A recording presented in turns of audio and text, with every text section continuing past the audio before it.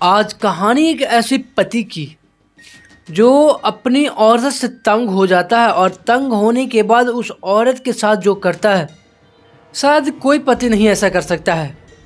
क्योंकि जो 7 वचन लेते हैं कि हम आपको हमेशा खुश रखेंगे, हमेशा साथ देंगे, वो सारे वचन झूठे हो जाते हैं। वो अपनी पत्नी से तंग होकर क्या करता है कि पहले उसकी हत्या करता है और हत्या करने के बाद उसकी लाश को छोटे छोटे टुकड़े करके उसे कुकर में सिझाता और कुकर में सिझाने के बाद उस लाश के टुकड़े के साथ जो किया, शायद आप लोग ये पूरी कहानी नहीं सुन पाएंगे।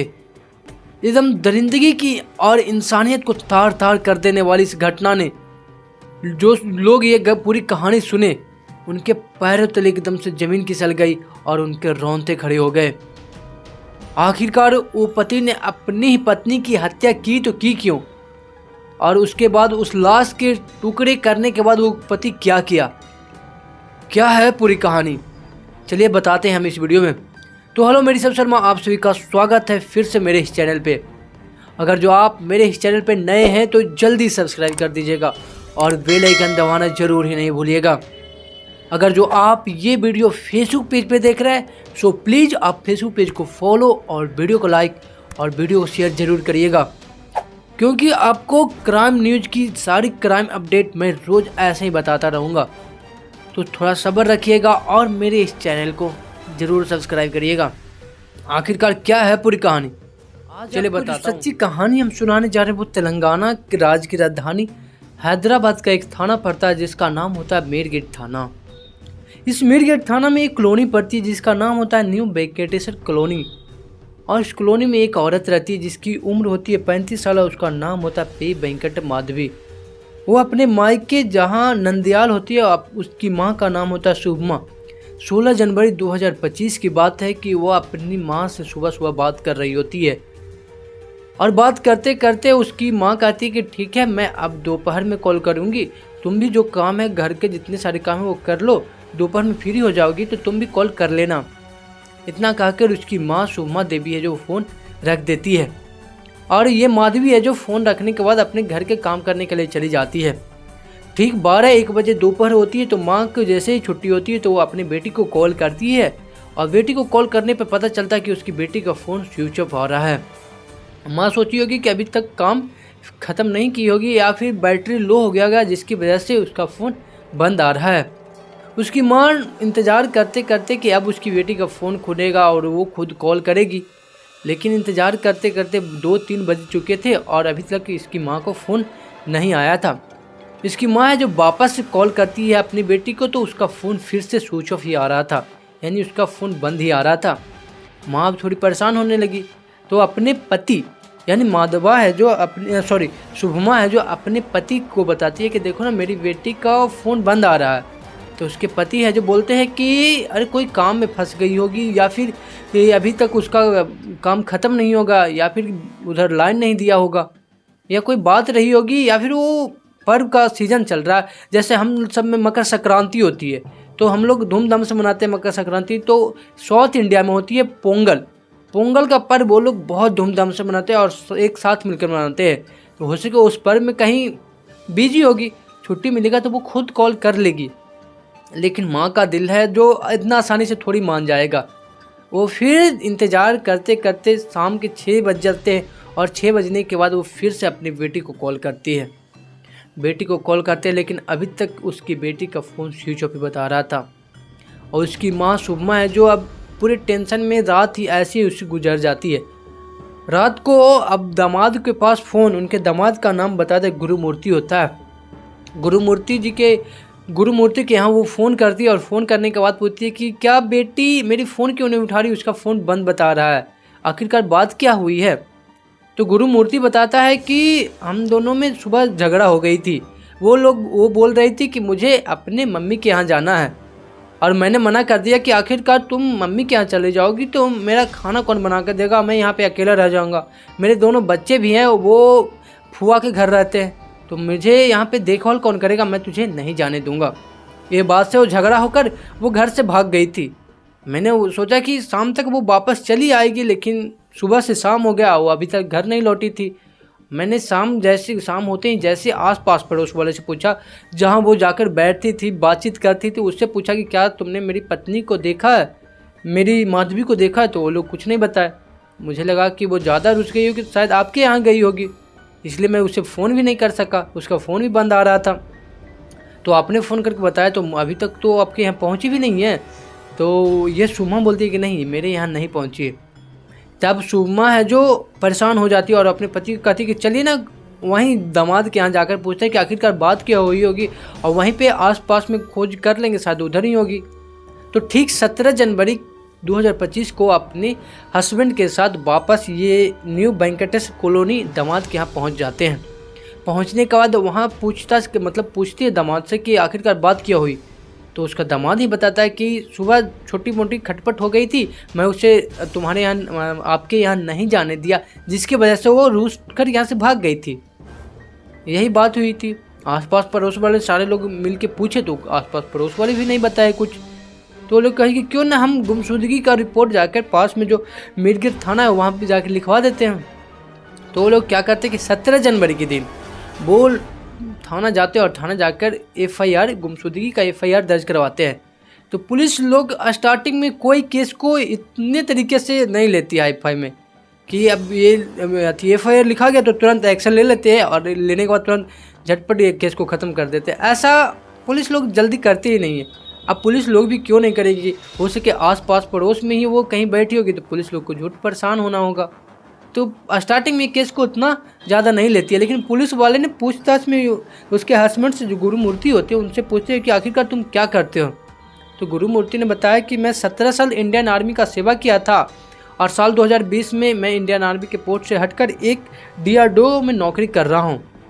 DRDO भी अच्छी सर्विस है और सरकारी सर्विस या बहुत बढ़िया है।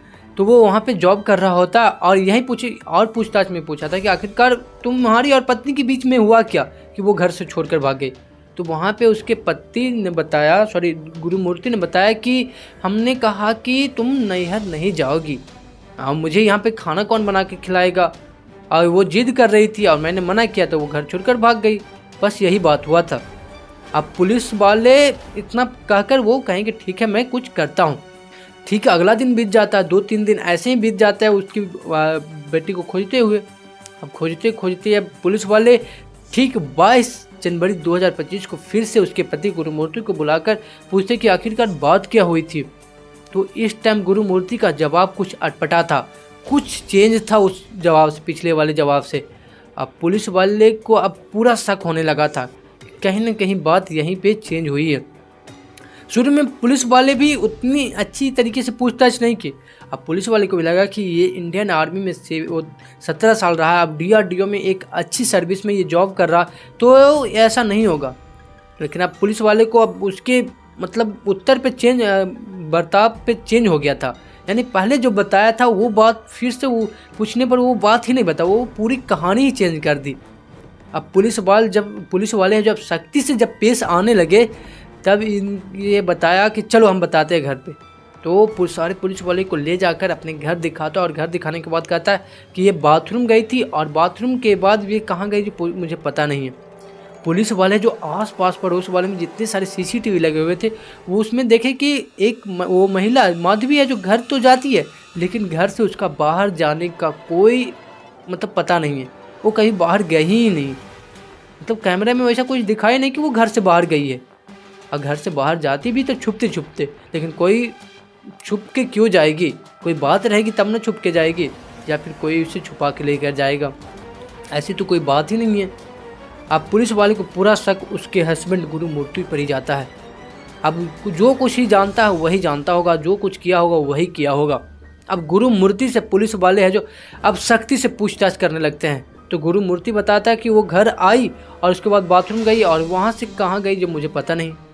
स्टार्टिंग में ये बहाना बनाने लगा। अब पुलिस वाले को गुस्सा आ रहा था। अब गुस्सा आने पर वो फिर से पूछताछ किया, सख्ती से पूछताछ किया तो वो उसका गुरुमूर्ति का दिमाग थोड़ा चेंज हो गया। वो बोला कि अब बताता हूँ, इससे मैं बाथरूम गया और बाथरूम के बाद ये कुकर के रास्ते ये बाहर चले गए। पुलिस वाले को लगा कि अब इसका दिमाग ही खराब हो गया, 6 दिन से वो गायब हुई है जिसके कारण इसकी मानसिक संतुलन एकदम से बिगड़ गई है और ये क्या बोल रहा है मुझे पता नहीं चल रहा है। तो पुलिस वाले फिर से पूछा कि आखिरकार बात क्या हुई, सच सच तो बताओ। तो वो फिर वही बात दोहराता कि बाथरूम, और बाथरूम से कुकर, और कुकर से बाहर चला गया। आखिरकार पुलिस वाले को जो पता चला, शायद आप लोग सुनेंगे तो आपके रोंगटे खड़े हो जाएंगे। और उसने जो पुलिस वाले को बताया, उसने कहा कि 16 जनवरी के दिन सुबह 8 बजे करीब वो मेरे से लड़ी, और लड़ने के बाद मैंने उसे जैसे ही धक्का दिया, तो धक्का देने के बाद उसका सर है जो एक दीवार से टकरा जाता है और वहीं पे बेहोश होकर वो गिर जाती है। मुझे लगा कि ये नाटक कर रही है, तो वो वहाँ से चला जाता, गुस्से से खुद गुरु मूर्ति वहाँ से चला जाता, और ठीक 1-1.5 घंटे के बाद आकर देखता कि वो ऐसी फर्श पे पड़ी है। और फर्श पे पड़ी है तो वो वहाँ पे भी सोचता है कि वो नाटक ही कर रहा है, नाटक ही कर रही है। तो वो क्या करता है कि फिर से वो वहाँ से चला जाता है, और ठीक 3-4 घंटे के बाद आकर देखता है कि उसकी औरत तो वहीं पे गिरी पड़ी है, माधवी है जो वहाँ पे गिरी पड़ी है। अब ये गुरु मूर्ति क्या करता है कि उसकी नब्ज टटोलने लगता है, उसका सांस देखने लगता है कि क्या इसका सांस चल रहा, तो पता चलता है कि इसकी मौत हो गई है। गुरु मूर्ति एकदम सकदम्मे हो जाता है, उसके पैर तले एकदम से ज़मीन खिसक जाती है, और वो मन ही मन कहीं ना कहीं खुश भी था, क्योंकि साल 2012 में शादी हुई थी, और 12 में शादी होने के बाद उसके 2 बच्चे थे, और दोनों बच्चे हैं जो फुआ के पास रहते थे। और 2012 के बाद उन दोनों में अक्सर लड़ाइयाँ ही होती रहती थी। अब लड़ाइयों की वजह से अब गुरु मूर्ति को लगा कि अब मेरी पत्नी से मुझे छुटकारा हो गया। अब लेकिन उसके मन में था कि हम इस लाश को बाहर लेकर जाएंगे तो लोग समझेंगे कि इसने जानबूझ के इसकी हत्या कर दी। अब एक दुर्घटना अब हत्या के कैसे रूप लेता आप जानिए। देखिए बताता हूँ कैसे लेता। वो अब दिमाग में दौड़ा रहा था कि अब इस लाश को ठिकाने कैसे लगाऊं। वो यूट्यूब पर लगातार सर्च कर रहा था कि कैसे लाश को ठिकाने लगा दें, और कैसे पुलिस से बचे, कैसे डॉग स्क्वाड से बचे, और कैसे फोरेंसिक रिपोर्ट से हम बच जाएं। वो क्या करता है कि उसकी लाश को बाथरूम में ले जाने के बाद उसके छोटे छोटे टुकड़े करता है, और छोटे छोटे टुकड़े करने के बाद उसे मोसल में कूटता है, और मोसल में कूटने के बाद उसे मिक्सी में पीसने के बाद उसके टुकड़े को कुकर में उबाल कर, और कुकर में उबालते उबालते उसके लगभग 72-73 घंटे लग जाते हैं पूरी लाश को ठिकाने लगाने में। और उसके बाद वो क्या करता है कि जैसे पूरी लाश के टुकड़े हो जाते हैं, कुकर में उबल जाता है, तो वहाँ पास में एक झील होती है, जिले लागोड़ा। वह वहाँ पे एक बहुत बड़ी झील होती है और लंबी चौड़ी झील होती है। वो क्या करता है कि उस झील में उस सारे लाश के टुकड़े को ले जाकर वहाँ पे झील के गहराइयों में जाकर उस लाश को टुकड़े को वहाँ पे दहा देता है, और वो वापस घर चला आता है। अब ये सब करने में उसे इतने टाइम लग गए थे कि 72-73 घंटे लग गए थे। और उसके जो सास और फिर उसके जो हस्बैंड थे, उनको आते आते वो पूरी तरीके से एकदम लाश को ख़त्म कर चुका था एकदम से। और यूट्यूब पर से इतनी बार वीडियो वो सर्च किया कि अब पुलिस भी चाह के भी पूरी सबूत नहीं जुटा पाएगी। अब पुलिस वाले जब ऐसे बात सुने तो वो पुलिस वाले जो तुरंत डॉग स्क्वाड और फिर फोरेंसिक वाले को बुलाए।